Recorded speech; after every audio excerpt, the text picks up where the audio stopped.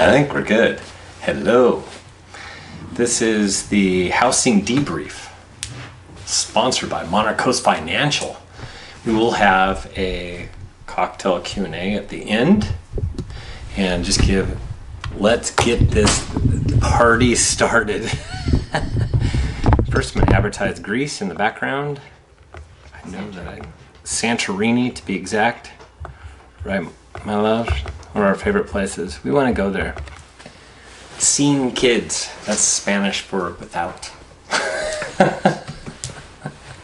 Everybody in the house is doing Duolingo except for myself, but I'm hearing so much of it that I'm going to be bilingual by the end of this. Sí. Es verdad. All right, let's go ahead and begin. Housing Debrief, episode 1,342. A quantitative economics, decision sciences major, UC San Diego, 29 years in the business, Orange County native, Capital Valley High School grad. I have 9 kids. I'm an avid runner. I brought 6, my wife brought 2. I adopted hers, she adopted mine, and we had bonus guy. He's had a pretty good week with his potty training. Now if we could just get him to go through the night. And I have been in the press, and our company is Reports on Housing. It's your local real estate snapshot. We have a report for all 5 counties. Most reports talk about closed sales data, and people said, what's the difference between you and Altos Research and CoreLogic? And I focus on just the housing market, and I focus on things that aren't in the rearview mirror, closed sales, and I give a dialogue to explain exactly where we are and put it in anecdotal, in an anecdotally way. Is that a word? And I focus on the active listing inventory and demand in the form of pending sales. How many recent pending sales last 30 days? And then I have an expected market time. Place your home on the market today. When are you going to go into escrow? Way better than days on market. Way better than focusing on closed sales data. I've done enough focusing on closed sales data in my past where I then figured it out when I was in real estate as a real estate agent and broker. That's where I developed looking at the active inventory and demand in the form of pending sales, and that really does tell a story as to what's going on. So it's about setting expectations for buyers, sellers, agents, all of us. It really, if you look at the numbers, you can't refute the data. You can't refute what's going on with inventory and with demand. And then we have reports in LA, Orange County, Riverside, San Bernardino, and San Diego. Orange County is the only one that goes all the way back to 2004 with the data. I have data for the other counties going back to 2012. However, I only have year-over-year data going back to last year. So we have 1 year of year-over-year data down to the city and price range and all that good stuff. So the rest of 2020, that was the prior report, the one that just came out this week. I don't know why I didn't do that. I should have done that. And I put the prior report. This was the prior report. That came out 2 weeks ago. The report that came out this week is a wave of distress. And we kind of talked about distress in the past, but this really breaks it down locally as much as possible. What's that? A wave of foreclosures is actually what we call it, because a lot of people won't even know what distress is. Distress is both foreclosures and short sales, and I focus on that, show different charts, compare and contrast to now versus where we were back in the past, and why we don't foresee a big wave of foreclosures. So that was the last one. Reportsonhousing.com. It's your local real estate snapshot. You click on subscribe, and you can get a sample reports, and it comes out every 2 weeks. So the one that actually comes out this coming up week is San Bernardino, Riverside. And we'll be focusing on a wave of distress for them as well. So the wave of distress right now is for Orange County, San Diego, and Los Angeles. And really, like I said, we really drilled down to what the foreclosure picture looks like right now and where we're going in terms of forbearance and all that. There's a lot of articles out there that I'm just not buying all the doom and gloom that some people are projecting. So it comes out every 2 weeks, $15 per month or $150 per year. You get a month free utilizing the coupon code of August. And I do have a wonderful sponsor, and then I'll bring up some of these children that are anxious to come and say hello to all of you so that they can jump into the pool because it's a little warm outside. So I'd like to thank our incredible sponsor. It's been our sponsor for a while now, but hey, you know what?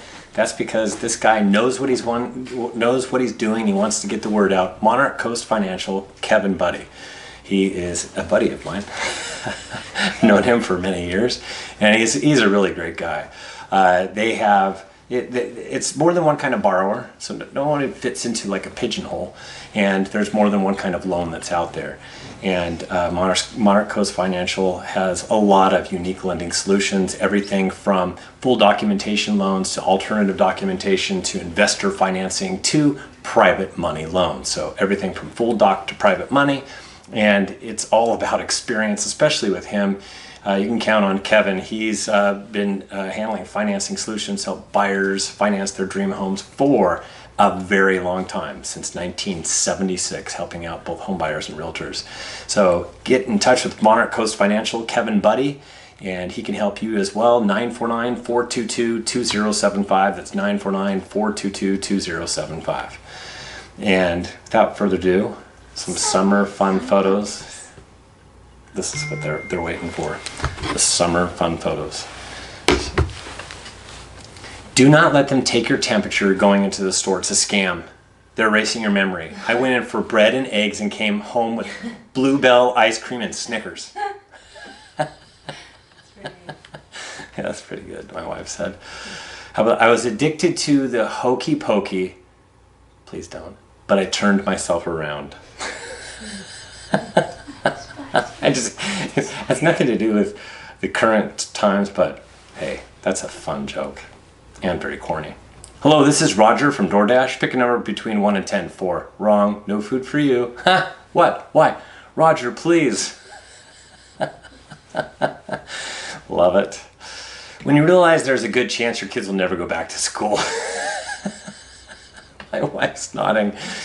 Yes, let's make another margarita. A Zoom attire. This is for real. This is a window display. Isn't that awesome? I love it. Zoom attire. Listing agent, buyer's agent. Yes, it is difficult being a buyer's agent. Gotta do this thing over and over and over again. You're one of 10, you're one of 20, you're one of 10, you're one of 15. Finally you get one, this is what it's like, right? Before I get started, I have to bring up anybody that would like to say hello to the masses. This is Sunny. Oh, thank you for doing your hair, Alana. Athena. Her name's Athena. It's Athena now? No, her name's Athena. Sunny. But she, AKA Sunny. She likes to call herself Sunny. You used to call yourself something else. What was it? Fantastic. Fantastic. And this is Mason Edward. And she's the birthday girl. She had just turned 10, double digits. One of the last two representing single digits, Mason. And then we have Alana. And then we have, she's starting the freshman year at Santa Margarita, Mia Rose Thomas. Yeah, me. She's going like this. She got her phone today. She's the shy one. Yes, she got her phone today. Our kids get phones when they go to school, high school. Yes, we learned with our older children, and now the youngers, they have to wait till high school. So, it is a spring market. It is still in the midst of spring, and I'm not seeing any sign of it letting up, even though we're knocking on the door of summer vacation ending. The housing market, okay, it's hot. I've run out of adjectives. Last time it was lava. Now it's as hot as the surface of the sun. That's a pretty good adjective, isn't it? Do you guys get that description? That's a Simile. I'm sorry. My 8th grade daughter just seventh grade daughter. She just corrected me. That's a simile. Thank you, Alana Joe. as. Because I used as. All right, it's time for them to go swimming. And this is our active listing inventory. Wow. Yes, we're at the bottom of the bucket as far as the number of homes on the market. Feel a little parched, and yet we don't have enough liquid refreshment. Those are the amount of homes on the market. Lowest level since April of 2013. So I'm going to update you as to where we are today versus last week. Check this out. August 6th, that was a week ago yesterday. Yeah, we're already in mid-August. See, somebody said it was a long summer, and I'm here to tell you right now, this was the shortest summer of my life. I felt like I blinked, and summer's, they're already going back to school. I guess that we're going to watch Groundhog Day with Bill Murray over the weekend, because that's what this feels like, but it goes by in a blink. August 6th, 25,752. That was down 2% in 2 weeks. And last year, we were at 43,543. That's 69% more. Where are we today? 25,621. Wow. Somebody wants to make sure it is happy hour day today. Oh, it is. Oh, by the way, yes. If you came on late, it is definitely happy hour day today. Yes, I have made myself a liquid refreshment that's right now in the freezer, getting plenty cold, ready for happy hour Q&A. Anyways, 25,621. You can see not a big difference from week to week. So, but it will be trailing down. It's just not going to be falling down really rapidly because we are at the bottom of the barrel. It can't really go, it will go down lower a little bit, and we'll get to the end of the year, it'll go down a little bit more, but it's just not going to go down like a free fall. But you see this is normal peak. This is the peak this year, happened all the way here in May, and this is where we're going. Like I said, it's going to be a slow progression downward, and then towards the end of the year, the holidays will go down more. Southern California housing demand, let's talk about that. I put lava, it's molten hot. COVID-19 is not suppressing demand. Did I mention anything about, is it suppressing the inventory? Stay tuned. We will answer that in a moment. But COVID-19 has Zippo effect on demand. And as far as the Southern California housing demand, look at that. Way up here, this is the last 30 days worth of pending sales, and I've done this over time. And you can see since 2012, this is the highest level since 2012. And back here, there were a lot of short sales. Over here, almost no short sales. So we have higher closings than we did back in 2012. This is an indicator of quite a few closings to come, and we're starting to definitely see it because we've been elevated, and I've seen the number of total pending sales. That's the number of escrows totally balloon, which are all going to be closing. They're closing right now through August. We just saw July, and it's up year over year. And for all of Southern California, and as far as August is concerned, it's going to blow out the last several years. So it's the highest since June of 2012. Southern California demand, this is where we are right now. I mean, it's no longer skyrocketing like we did here, but we were coming down here from the bottom of the basement and just absolutely screaming upwards. So August 6th, we were at 21,508. That was up 1% in 2 weeks. Last year we were at 16,437. That's that purple line. So you can see a lot more right now that we're dealing with, number of pending sales. So we're dealing with very, very few homes on the market and very, very high demand. So anything that's coming on the market is pretty much going into escrow if it's priced right, and it is an adequate condition, all that good stuff. Today we're at 21,768. And you can see that's up 1%. And if you have questions, save them for the end. I see that some questions are being posted. Save them for the end. Otherwise, I'm not going to be able to go backwards in the feed. I'll have to answer those afterwards. But up 1%. So we're going up slightly in demand, going down slightly in inventory. So you know what that means, that it's getting slightly hotter than it was last week. And I flipped this around. He was over here. This time he's screaming at me. Now! Place your home on the market now. When did I say? Right now. So place your home on the market now if you want to take advantage, because you know what? Kids are going back to school, and we are going to get a demand will drop, and so will the supply. So the supply is not going to scream downward, and demand's not going to scream downward either, because we don't have a lot of supply for it to go down at a very rapid rate, because everything that was properly priced and all that stuff was on the market and is continuing to that is placed into escrow. So there is some stuff that lingers on the market that just hasn't been priced right, that's been on the market for a while. Those will start to come off in the fall, so that's why we're going to start to see this supply drop a little bit, and we will see demand drop a little bit too. Just not like we normally do. And I'll explain why. This is where we typically peak. We're peaking over here instead. Oops. And it's flattening out as far as demand is concerned. It's going up a tiny bit, 200 for all this area. When we're talking 20-some thousand homes, and you're going up 200 is not that much. So it's kind of flat, and then it's going to start to head down. But I don't think it's going to head down that much.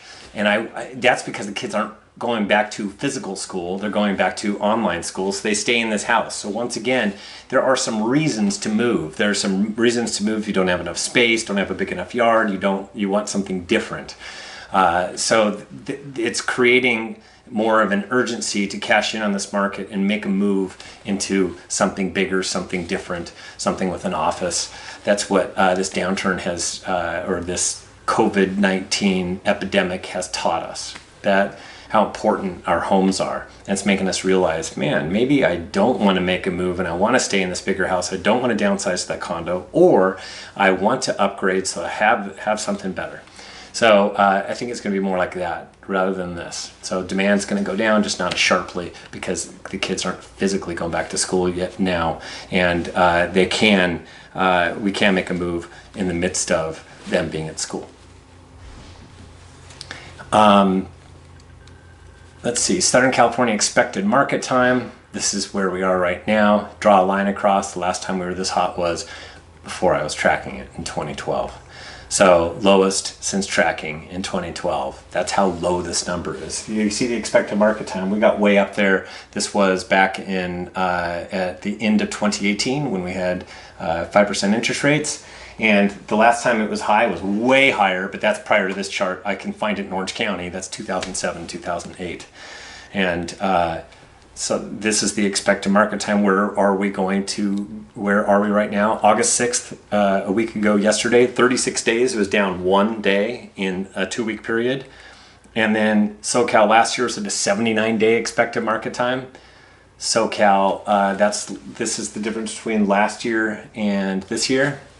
So it is, the lower this number, the hotter the market. This is like days on market, but better. This is the actual flavor of the marketplace right now. It has nothing to do with days on market. It has to do with the number of homes that are available and how quickly we're placing them in escrow right now. Today we're at 35 days. It was down another day from last week.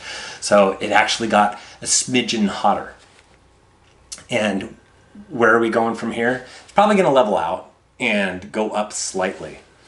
And but it's not going to go up that much, and so we're in for a very hot rest of 2020 as far as housing is concerned, with interest rates remaining pretty low. And then at the very end of the year, when we get into the holidays, I think everyone's going to tap out and say, forget it, and things will slow down a bit, but it'll still be a hot seller's market. It just won't be as hot as from now through mid-November.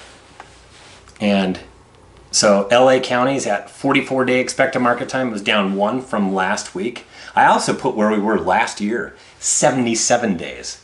44 days versus 77 days, stark difference. Orange County is at 39 days. It shed 2, got underneath the 40. Now it's at 39 days. It was at 86 last year. So you could see how much hotter. It's like twice the velocity. Riverside County is at 29 days, down 1. It was at 88 last year. And these Inland Empire, they are so hot right now.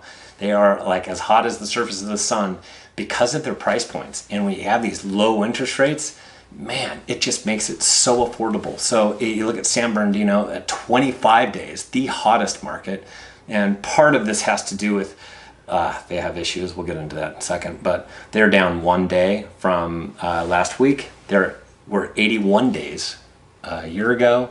San Diego's at 32-day expected market time. They were at 70 days a year ago. That was up 1. So they're the only ones that actually went up a day. So they went from 31 to 32 days.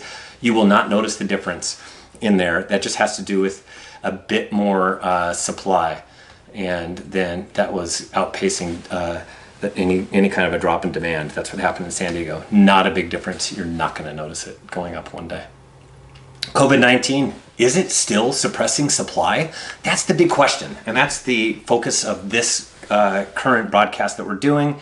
And the number of new SoCal for sale signs in March compared to 2019. I'm going to go over it from March, April, May, and I did this by month now because now I was doing that 4-week average compared to the 5-year average and all that stuff. Now I'm just going to do year over year, 2019 versus 2020, and I have all the numbers. It would just make this whole story convoluted. I want to compare what we remember most recently, and that was last year. And if you remember, we weren't placing a ton of homes on the market last year, a smidgen less than the average prior to that. So we're comparing it from 2020 to 2019. In 2019, there was 24,513 homes that came on the market in March. March of this year, we had 19,246. So there was 21% fewer. And that had to do with probably by the time we got to right around the 10th of March, writing was on the wall that something major was going to go down with COVID-19. And the deeper we got into March, it was more like deer in the headlights and nobody placed their homes on the market. So that's why overall down 21%. Then we had April, the biggest month of everybody coming to a standstill. And the number of homes that were coming on the market in 2019, 26,155 for all of Southern California. And in 2020, 14,330. Look at all the missing for sale signs. That's 12,000. That's down 45%. Now we go to May, and there was 27,422 versus 20,376, down 26%. Then we go to June, and we have 24,513 in 2019 for all of Southern California, and in 2020, 21,704, still missing some for sale signs, down 11%. So you could see it's COVID-19's grip on homeowners placing their homes on the market was beginning to loosen the deeper we were getting into this year. Then we just did July, and this is what we came out with. 2019, 24,870. 2020, 21,534. That was missing 1%. So, and then I'm going to show you something. That was June. Was that July or June? What the heck?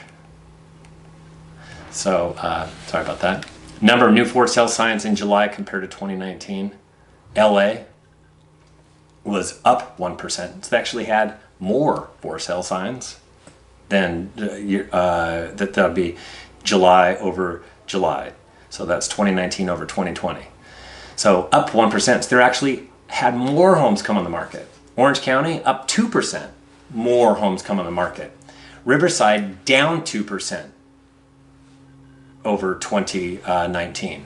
Here's what's skewing our statistics in Southern California, because you're looking at that going, Stephen, you just said that it's moving away from having a grip on homeowners placing their homes on the market. Here's where the problem lies. San Bernardino, they still have 15% fewer for sale signs. They're skewing the average. So 15% fewer for sale signs in San Bernardino. So COVID-19 is suppressing it only in San Bernardino. Southern California as a whole, no. Because San Diego has 1% more homes that came on the market in July compared to last year. So you can see LA, Orange County, San Diego, and Riverside, I mean, just about there. So that there are more for sale signs all along the coast. LA, Orange County, San Diego. It's the Inland Empire, but specifically San Bernardino that's bringing down the average of everybody else. So COVID-19, in my argument, and especially going forward, is it's no longer suppressing supply, period, asterisk, unless you're in San Bernardino. So, but there's this big hole. This hole is created. And what is it in this? What's this hole represent? The number of missing for sale signs from March through July. So if you take the total number of missing for sale signs on a monthly basis, I mean, they never came on. So you saw in March how much it was down. April, way down. May, still down. June, losing its grip. July, okay, we're kind of flush. But Southern California, 27,283 missing homes. That's down 21% compared to 2019. That's a lot of missing for sale signs. Wouldn't you agree? 27,283. Now, but let's drill it down to your local counties. And in LA, it's missing 9,132 for sale signs. That's 21% less. Gosh, I put LA. Did I put LA on all of them? I am hilarious. This was the last slide I was doing prior to me being here. And I ran upstairs and put on my jacket, and it's going to say LA. So I'm going to cover this up. And Orange County is down 4,231. That's down 22% over last year. So that's how many for sale signs are missing. And then we have Riverside County, 5,263 homes missing, down 23%. We have San Bernardino missing 4,114, down 24%. And then we have San Diego, 4,543 missing, 18%. So there's a lot of missing for sale signs. It's just not a Los Angeles thought. It's kind of funny. Seriously, Stephen. Yeah, thanks for the laughter. Appreciate it. I am not perfect. Not perfect by any stretch of the imagination. However, demand is as hot as the surface of the sun. Did you see that last slide? Yes, we did. Alana was like mortified. Alana, my daughter, was more. You know who I'm going to get to proof it is Alana. She's going to proof my script. Simile. And she's going to approve my slides. Thanks for all the laughter. Appreciate it. Wow. Anyways, demand is as hot as the surface of the sun. And now at least COVID-19 lost its grip on the inventory, and it's definitely doesn't have anything to do with demand at all. And except for it hasn't lost its grip in San Bernardino. Attention all San Bernardino homeowners. Place your home on the market if you want to tap into an excellent market. But these are interest rates over time. And if you see, this was from 1980 on. 1980 sounds like a long time ago. That's because it was. That's like 40 years ago, right? 18%, and then we keep on going down, and this is the velocity. We're now, yesterday, this came out 2.96%. It was 2.88% the prior week, and now it's 2.96%. I'm still here to tell you, these are all record lows. All of them are record lows. So this is what is fueling demand. It has just made things so incredibly affordable. Year over year, we're way more affordable than we were last year at this time. Keep that in mind. But values are going up. So we're a little bit less affordable than the beginning of the year because of how quickly values are going up right now. But I do want everybody to know that a lot of people have been saving money. And if you really want to know what it is, the Federal Reserve, this is a website called Fred, and they put together a bunch of stats. And if you could see, this is my personal savings rate. The highest was way back here in the midst of the 70s, and this was probably right around Jimmy Carter days. This is where savings was during this not Great Recession. This was the Great Recession. This is because people didn't have a lot of money to save during the Great Recession. Check this out. And this was an anomaly. This had to do with some tax code. This is what's going on now. Look at that savings rate. It jumped all the way up here. This was the month of April. And then you can't even see in here. This is like the month of May. And then you see over here, this is the most recent, and it's still way up here. This is through June. And you have just under 20%. That is a gigantic savings rate. People are saving a lot of money, and they have not done this in years. And we see retail sales going up. So retail sales is going up. I expect this savings to go down. Part of it is they have money to tap into through all that savings. Home values are on the rise as well. So let's get into, before we get to our Q&A section, I want to go over real quick some COVID-19 stuff. And the reason I do is because I want everybody to be mindful of this so we don't have a W-shaped recovery down the road. That's where all of a sudden we get slammed with a big virus, which they think could start as early as October, November. And I've seen slides that I'll update down the road. That's not really what my focus is. We just want to continue to watch some numbers, some of them being the world. You could see we've plateaued here in the world. And we were at 19,200,000 a week ago, and we're at 21 million today. And 255,000 on average for the last 7 days for the world, every day for the last 7 days. That's 255,000. That was as of yesterday. That's the 7-day moving average, and now it's at 258. So not a gigantic change is happening. So we've kind of plateaued. We plateaued over here, we plateaued over here. Then we got the United States. This is going the right direction, don't you think? 4,919 last week. Now we're at 5,298,000. We were at 55,000 average a week ago for the 7-day moving average. We're at 52,000 today. Going the right direction as far as we want to see this thing continue to keep on falling. And then we have this. This is the COVID-19 test results per day. And we did a buttload, 880,000. We need to be doing 1 million plus. I'd say it's probably about 1.5. I've heard some people say, so I guess it's Harvard thinks 4 to 5 million. You know what? I'm going to go with, let's just get to 1.5 million. It'll be pretty awesome as far as testing is concerned. We'll get that number threshold below 5%, but we're getting closer. We're at 5.9%. Yesterday, it was a lot higher. It was all the way up at 8, and now it's down to 5.9%. So it's been bouncing up and down, this positivity rate. We want it well below 5%. 3% would be great for a long period of time. The only way to do that is to do more testing.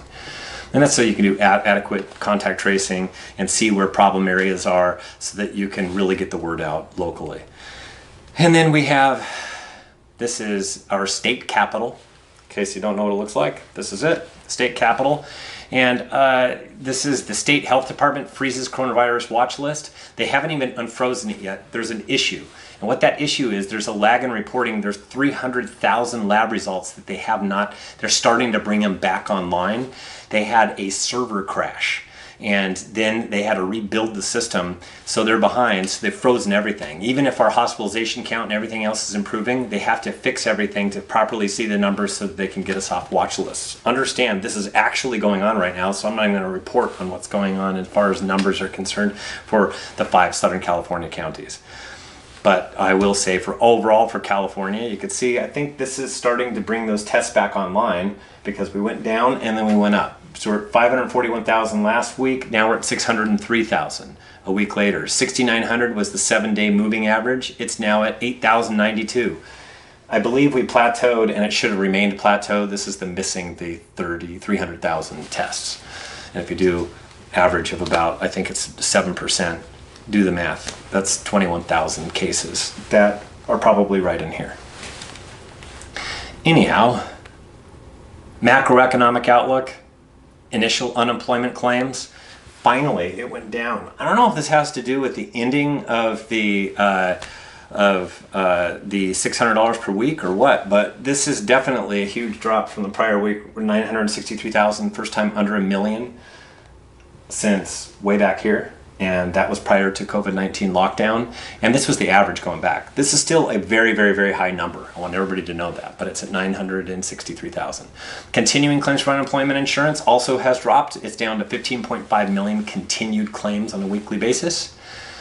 And this is the unemployment rate. It went from 14.7. You can see it's going down 10.2% at this. It's just about at the height of the Great Recession, but it's moving pretty rapidly. These are amounts to months versus during the Great Recession, the needle didn't move as quickly. And that's because of this forced stoppage and then going back online, then going offline again, then going back online. We'll see what happens to the overall unemployment rate going forward. I think we should be in a better place next month.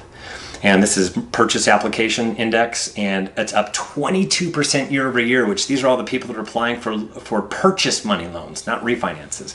Purchase money loans, still way astronomically high.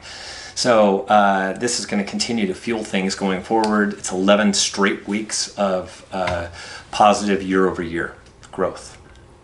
And this is the St. Louis Fed Financial Stress Index. This is a really good number. It's getting nice and below zero. And when you're below zero, that means that this takes into consideration a lot of the financial engine of the United States, a whole bunch of indices to put together this, and it's at negative 0.4098, so this is a good looking chart. And I don't know if you heard about this, but mortgage refinancing will be more expensive. Fannie Mae and Freddie Mac, they're trying to privatize them in the middle of an epidemic. It is the most ridiculous thing that we've come across so far. So what this means is, I don't know if you heard this, there's a 0.5% that they're going to tag on to all refinances. And it's going to go back to the federal government or Fannie Mae and Freddie Mac so that they can increase their coffers so they can get ready to privatize the Fannie and Freddie, which the argument, I feel pretty confident that it should remain the way it is right now, because it's what got us out of this pickle by us having Fannie and Freddie. So just to let you know, so we didn't have to go down the Great Recession route of taking over Fannie and Freddie through conservatorship. So this is dumb, and I'm hoping that something happens because they're off, I guess, having a little summer vacation until Labor Day. I'm hoping that they can iron something out because they're still leaving everybody hanging. I know we had executive orders last Saturday. The more that you look into it, the more you find out they haven't stopped evictions. They've suggested that they look into it. It's not $400 per week. It's now $300 per week, and it will run out in 5 weeks. So that's not going to help for that long. And there's just a number of things. They just need to figure this out. Capitol Hill needs to go back to work, and they need to iron something out with the administration to get this thing taken care of. So go to reportsonhousing.com. Click on subscribe. You get a month free, utilizing the coupon code of August. There are sample reports and a lot of questions that can be answered there. And thank you to Kevin Buddy at Monarch Coast Financial for his continued sponsorship. They deal with more than one kind of borrower, and they have more than one kind of loan. And they're ready to take care of you. Monarch Coast Financial with a whole bunch of unique lending solutions, from full doc to private money loans, everything in between. And he's got the experience, buttloads of experience, been doing this since 1976. He's been helping home buyers and realtors with their refinancing and financing needs. And hey, Kevin Buddy, Monarch Coast Financial, 949-422-2075, 949-422-2075. And he's very instrumental within the boards as well. So he's just an all-around great dude. Now we get into, oops, hit the wrong one, cocktail Q&A. So now we can start asking these questions. Okay. I'm going to start with Susie Areolas. Let's see. Riverside County is a crowd that I was seeing 27, 36, 78 offers on one property. That is insane, Fabi. That's insane. Anything over 10 offers is ridiculous anyway. So I have here a Moscow Mule. Compliments of Las Vegas, Nevada. That's what this comes from. Go back to work, Congress, everybody. Seriously. Let's see. Susie says, what's your perspective Q1 2021 for OC housing? You know what? I haven't formulated my housing forecast so far. Let me move over. I haven't formulated my forecast so far, but I will tell you one of my most giant concerns, and that is our level of homes on the market.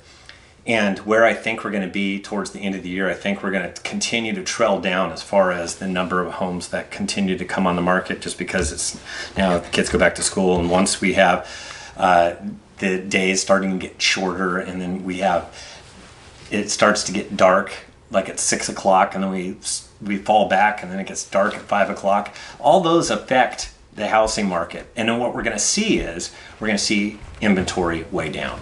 So we're going to start next year, 2021, with very, very few homes in the market. You combine that with what I anticipate to be continued low interest rates. Anything below 4% is what I consider a low interest rate. And I don't really see much reason for them to float that much higher than 3%, where they're at today. So I think we're in for a very, very hot 2021. With not as much distress as anybody anticipates. If you want to know about the wave of foreclosures, subscribe to my report. You will see the latest report talks about the wave of foreclosures that's not anticipated to happen, and I give a number of reasons why, with real facts and data to support my thinking. So, thanks for that, Susie. If I didn't answer the rest of your question, just ask away. Teresa, my question is about elections. I keep hearing people say they want to hold off until after elections. Yeah, you remember me saying, the number of people that say that is a drop in the bucket compared to how much demand's out there. So, and then as far as selling their homes are concerned, that too, that they're really, you're going to hear some anecdotally, some people that say it, but it's not any kind of a wave. It doesn't show up in the data. I can't show anything where linearly it shows that all of a sudden demand drops or the number of homes drop and then afterwards it goes back up or anything like that. You just can't see it in the data. And I explained the real big reason for that is because the way that housing works is it doesn't shift suddenly. And their interest rates are so low that it's not like after the election that all of a sudden interest rates are going to spike or anything like that. As a matter of fact, they most likely will depends upon which direction it goes, but if there's a change in administration, what will happen then is you'll probably get a little bit of a drop in the 10-year treasury and interest rates will actually improve. So that would fuel things even more. So I think I got all of Teresa's. How can I retrieve the reports PDF file, please? If you are a subscriber, Faye, I will send it to you. You can always, I'll take a look at it and we'll send you a PDF file of this. We have no problem with doing that. We send this to subscribers. Interest rates went up to 3.17% today. Why? That was a reflection of a couple things. We saw the 10-year float up a little bit because there was some increased enthusiasm this week. It's so volatile. I just don't see it as long-term. 3.17%, can you imagine? We're saying that's up. That's hardly up. So, but overall, we're going to see that they're going to stick right around where they are, come down a little bit. And there was a little bit of good news within the last week. Unemployment was enough where we saw Dow go up, and then we saw the 10-year Treasury float up a little bit, and that's why you're seeing a little bit of an increase in it. But it's the 10-year and Wall Street are very fickle, so you can see it just takes one news cycle of something negative to be a total reversal. And then the refinance news is not good, but that could have a negative effect on 10-year Treasury. We'll have to see how that plays out, but that's a bunch of junk. Tyler, 11 offers on one. We are battling one at the moment. Jeez, I know, it's awful. Let's see. Robert, hi Stephen, very interesting inside the number of missing homes for sale from March to July. Thank you.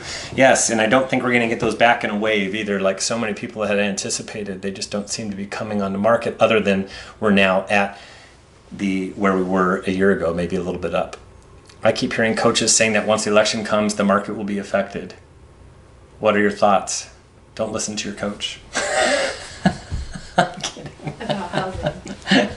What's that? About housing. About housing statistics.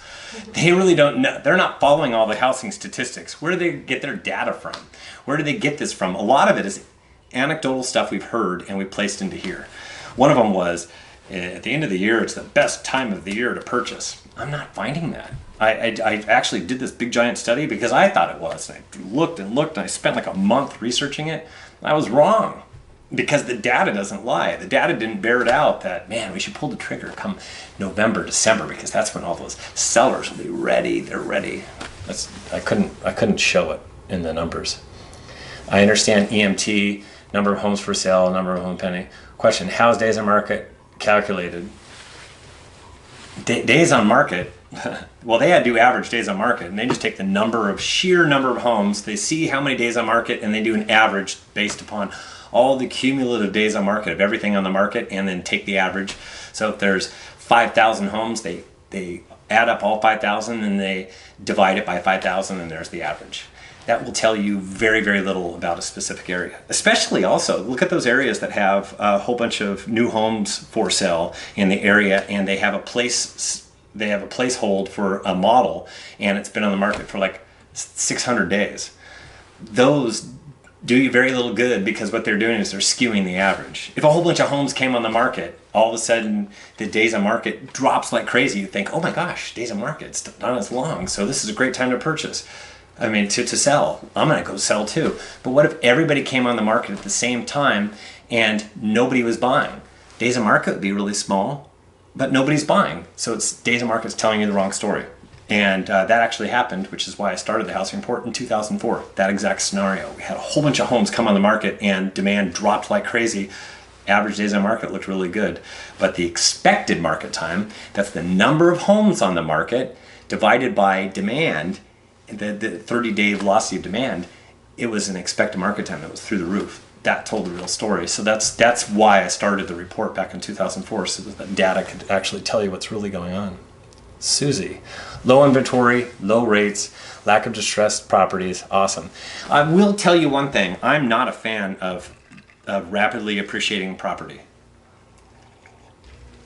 And the reason is I'm a homeowner, and a lot of us are homeowners, and we go, yeah, we want our homes to go up in value.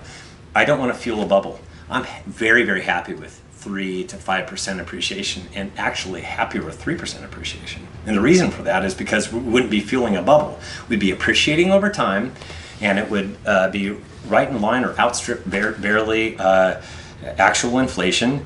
And you know what? That's really good for not getting a giant wild swing downturn down the road. Because I know in Orange County, personally, I think that right now we're at right around a 25% or 24% of all Orange County citizens can afford the median sales price home.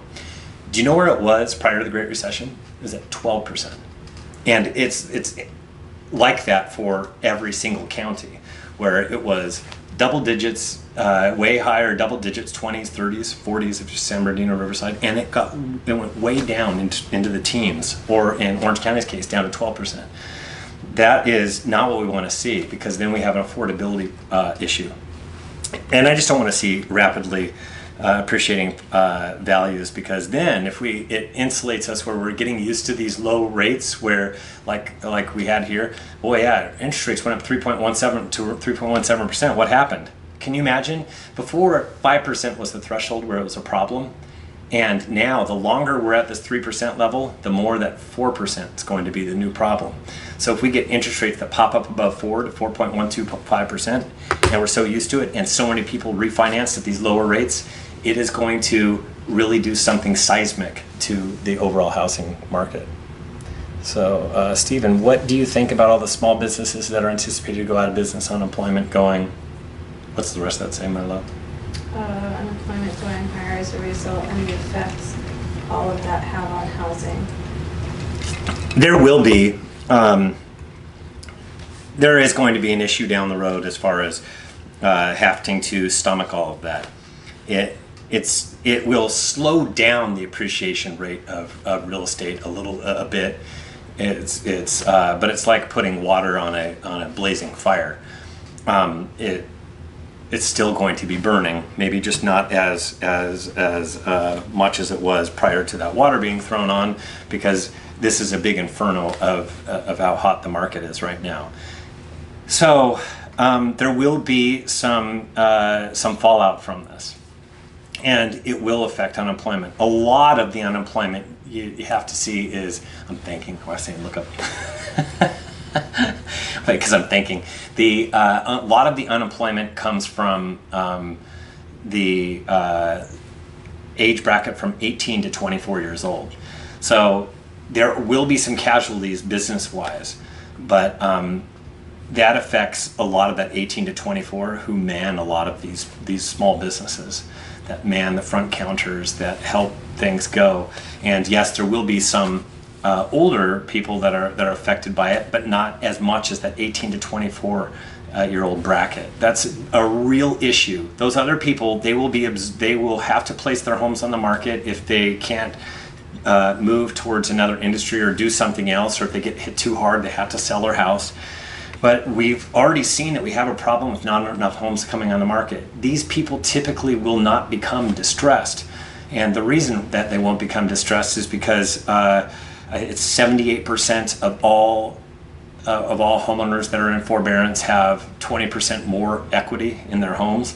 And so there's a lot of equity in the system, and we're also continuing to appreciate the longer this goes on, and then we have a small business that goes under.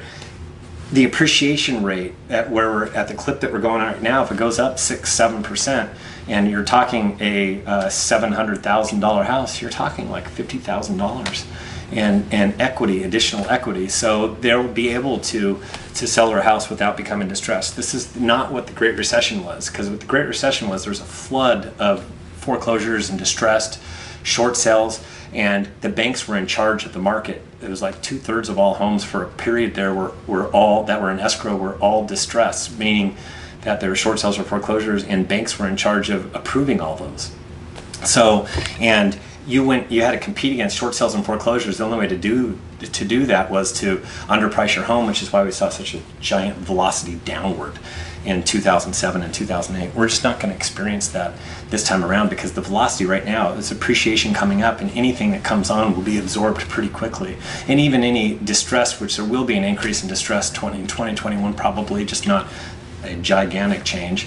And with that, it will be absorbed pretty quick, and you won't notice that big increase in short sales and foreclosures. There just won't be a great number of them that are out there. Thank you for your, just kidding, Lisa. Maybe we could do a virtual economic throwdown. Hey, we should. I'm ready for it. I'm sure Logan is. What's for dinner tonight? I don't know. Whatever DoorDash is delivering. It's Friday. Do you have any thoughts on rental income going down, vacancies increasing, and unemployment benefits being cut? I saw, what's the rest of that say, Milo? Which one? John Foster. Unemployment benefits being, I saw huge and articles online for Dallas food banks. Do you see that happening here anytime soon? Yeah, that really is. Some areas are going to be hit harder. There's the Atlanta area. I saw a list of like the top 10 places. Dallas was on there. There's a number of places where they will get hit harder. In Southern California, not as much. We're not going to see as much of the hit as you are going to see in some other areas where there's just a difference in the housing stock, and it's different than Southern California. So there will be some areas that will be subject to more of an issue with vacancies and unemployment. I'm not saying that it just skips over Southern California, because I'd be foolish to state that, However, I will say, and we have the rental statistics, the August on-time payments is right in track with where they've been so far throughout this whole entire downturn. And you compare it to last year's averages, and it's down only slightly. So there are some people that aren't paying their rent, but it's not nearly like what was anticipated. I know a lot of people were saying like 33% of everybody didn't make their mortgage payment. Those were all the headlines before, but I'm here to tell you that is normal every year by August 6th, or it was, I think originally, April 6th. It's the 6th of each month that they track it and they compare it to prior years. That's the number of on-time pays by the 6th of each month. Well, it's always down like about 33%. And yet nobody says that. Instead, the headlines read, 33% of everybody didn't make their July payment, August payment. And that's not really the headline that you should be looking at. What is the difference this year compared to prior years? And that's what you got to look at. Once again, data. And that's on the 6th. Then they do it again at the middle of the month. Then they do it again on the 21st. And then they do it again at the end of the month. And you compare month over month. And you could see that it's not that much off compared to last year. So that giant wave that everybody's talking about is that I don't anticipate it as big as it is. We might have to rent out a room. We might have to buddy up with other family. We'll figure out a way to make these things work, and I don't think it's going to be as big of a wave as what people are thinking. There will be evictions. But we're a bit more resilient, especially here in Southern California. We're not as susceptible as they are in other areas like Dallas and, like I said, Georgia, Atlanta. So, and the benefits being cut, that's coming back though. Understand that the benefits is coming back. That's just a political issue, and I'm not going to get involved in the middle of that political issue. I just know that it will be rectified, hopefully sooner rather than later. let's see, San Bernardino market is also hot, right? Yes, San Bernardino is hotter than Riverside, and there's not enough homes coming on the market. And that's part of the problem why it's a little bit hotter. I saw an article where LA was seeing a drop in rent prices. Yeah, Deborah, I actually, it wasn't, what it is they're no longer increasing. That was the article that was out there and this is what happened even during the Great Recession. Great Recession, as bad as it was for homeowners, for renters, here's what happened. We had rents going up, right? Let's see, that looks better, okay. Yeah, rents were going up, and then we hit the Great Recession, and then they flattened out. There weren't the rent increases. And then we got to the other side of the recession, and they started to go up again. That's kind of like what we're going to see again. You're going to see the rents were going up, and now we're starting to see it plateau, because this is not really a time to be raising rents, right? And then once we get beyond this a little bit, then we'll start to see that increase. So let's see. Randy Lynch, the 0.5% tax that FHA added this week had a rate increase effect of about 0.125% today. You know what? It really should have had no bearing whatsoever on purchase applications or purchase interest rates, because it does not affect purchases. It's refinances only. So I know what the FHFA is doing. This is the dumbest time ever, and I can't wait for this to be resolved. I think Logan Motoshami, he did a Facebook Live last night. Go to his Facebook Live that he did yesterday, and he just thinks that the thing is going to get rectified pretty quickly. I've heard of a lot of different takes on it, but I'm with that. Something needs to happen. So the bubble sounds close. I never said that, Kevin. I said I just don't want to see mass appreciation, and then we could be fueling a bubble. We have not thus far fueled a bubble. I just say that if we continue to go at a crazy rate like what we saw in the first, when we saw in the 2000s, and you have to consider where interest rates were at the time too. We had interest rates that were at 6.25%, so that was prior to the Great Recession, and we're not anywhere close. I just don't want to see mass appreciation. I know somebody that agrees with me. Logan agrees with me. Plenty of economists that I've talked about, they agree with that mentality. And what we just don't want to see is the fueling of a bubble. I didn't say we're going to do it. I said it could be the beginning of it, where we're actually we're increasing too fast right now. There's plenty of room on affordability. As far as affordability is concerned, like I said, we're in the 20s versus where we were prior to the Great Recession at 12%. I just don't want to see us go down that direction. I want to see it at a nice clip. So is the real estate cycle going to be 10 years? That's hilarious, Tom.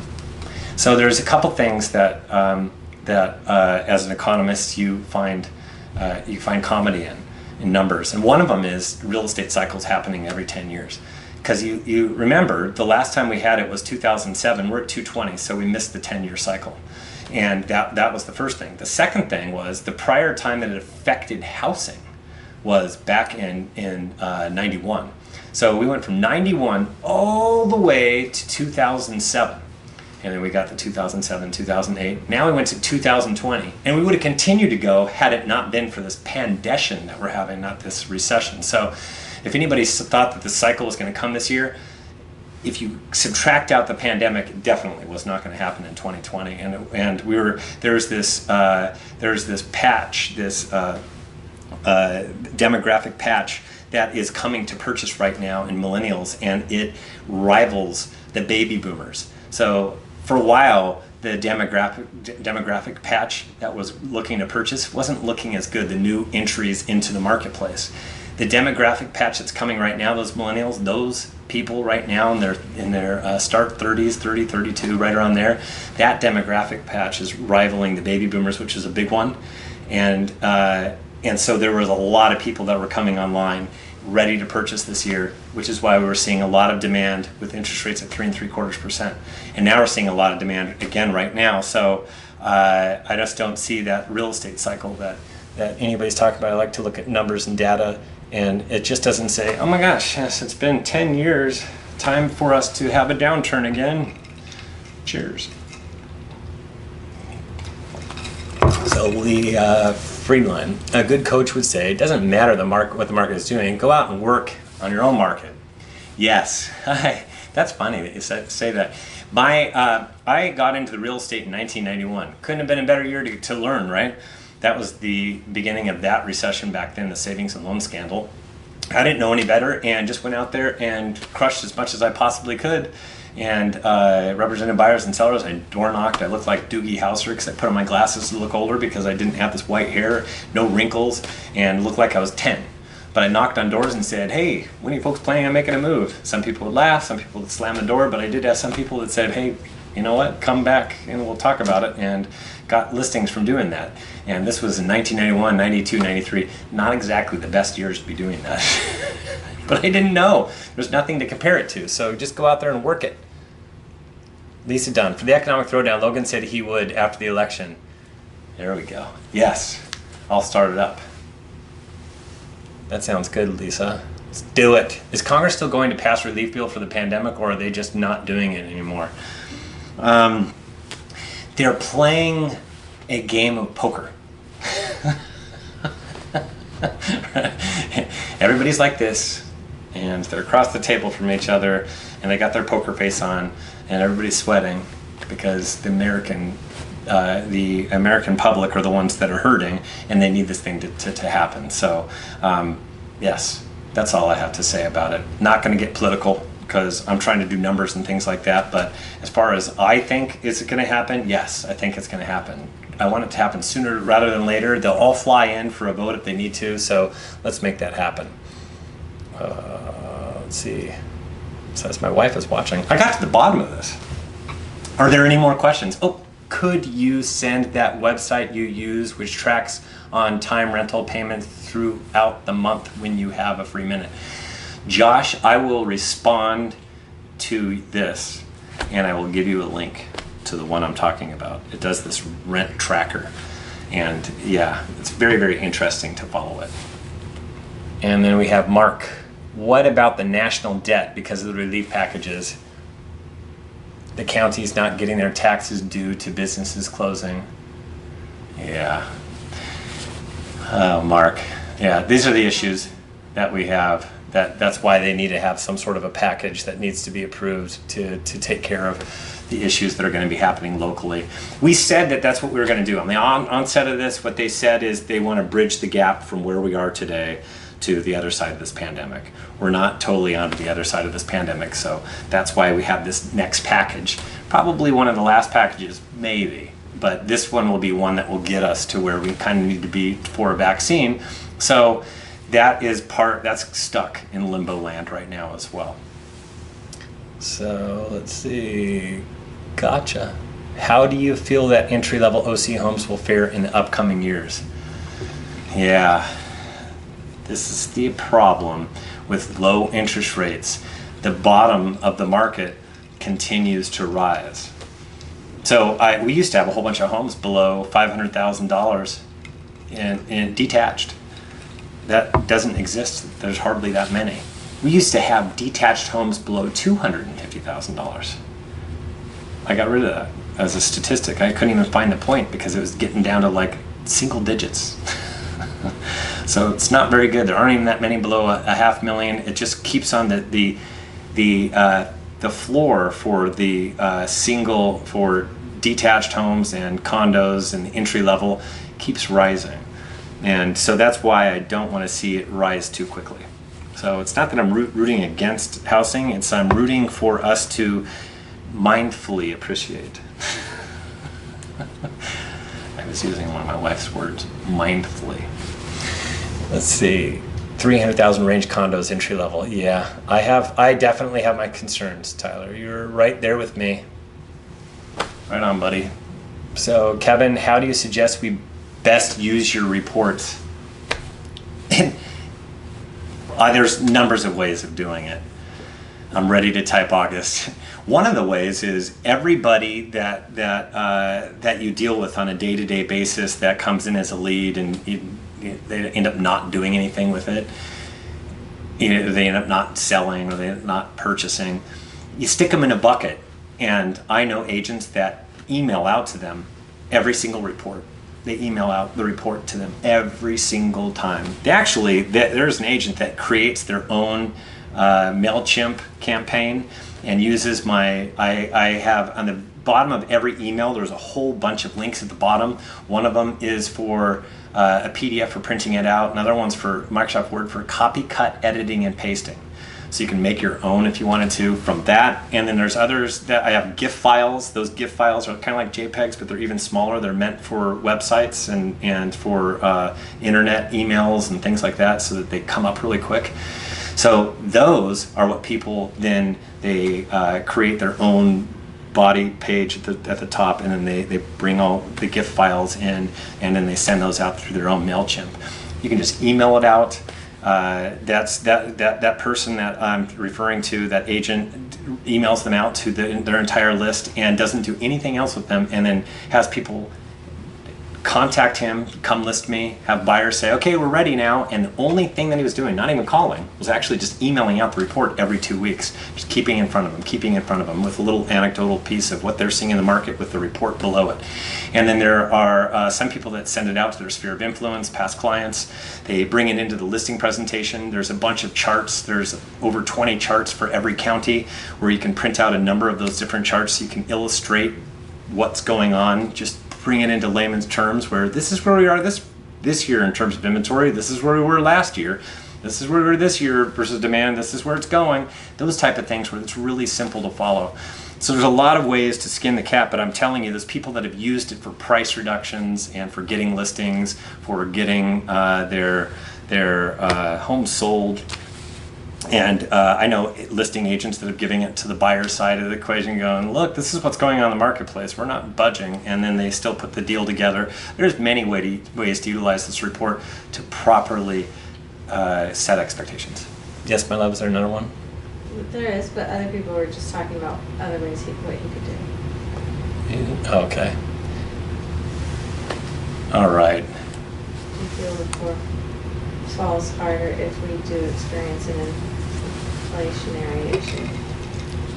I don't think we're going to experience a reflationary issue. You talk to Logan Motoshami, he talks about it quite a bit. If you look at where inflation's been over time, we have been operating in deficit land for a very, very long period of time.